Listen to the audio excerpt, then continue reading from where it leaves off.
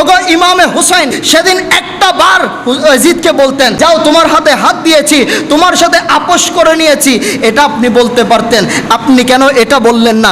ওগো হুসাইন, আপনি যদি সেদিন এটা বলতেন, আপনার ছোট্ট শিশু আলী আসগর শহীদ হইতো না, আলী আকবর শহীদ হইতো না, আব্বাস আলমদারের দু বাজু কাটা যেত না, আর আব্দুল্লাহ কালবি নতুন দুলা ঘরের মধ্যে নতুন বিবি বাসর ঘরে রেখে এসে জীবন দিতে হতো না, 72 জন শহীদ হইতে হতো না, আপনাকে তরবারি ধরতে হতো না, আর আপনার নবী বংশের যেই হুরের চাইতো সুন্দর যেই রমণী তাদের হাতের মধ্যে লোহার হাত বেড়ি পড়তে হতো না, কুফার অলিতে গলিতে বাজারে বাজারে তো তাদেরকে ঘুরাইতো না।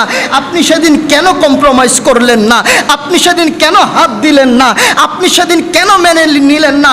তো হুসাইন উত্তর একটাই আসবে, আরে সেটা যদি আমি হুসাইনের একার হাত হইতো তো আমি হুসাইন হাত দিয়ে দিব নাকি দিব না চিন্তা করতাম, কিন্তু এটা তো আমি হুসাইনের একার হাত না, তো কার হাত? বলে এই হাতের উপর আছে সিদ্দিকে আকবরের সাদাকাতের হাত, এই হাতের উপর আছে ফারুকে আজমের আদালতের হাত, এই হাতের উপর আছে উসমানে জুন্নুরাইনের সাকাওয়াতের হাত, এই হাতের উপর আছে খায়বার শিকন শাহে জামান আফতাব বিন নবুওয়াত কা চমকতা হুয়া কিরণ মাওলা আলী শেরে খুদার বেলায়েতের হাত। শুধু তাই নয়, এই হাতের উপর আছে আকায়ে নামেদার তাজেদারে মদিনা সুররে কালবসিনা সরওয়ারে কায়নাত ফখরে মওজুদাত মক্কার মতি মদিনার জ্যোতি নবী মুহাম্মদ রাসূলুল্লাহ সাল্লাল্লাহু আলাইহি ওয়াসাল্লামের নূরানি হাত। শুধু তাই নয়, ইয়াদুল্লাহি ফাওকা আইদিহিম, এই হাতের উপর আছে আল্লাহর কুদরতের হাত। সুতরাং এই হাত পবিত্র, এই হাত কোনো নাপাকি, কোনো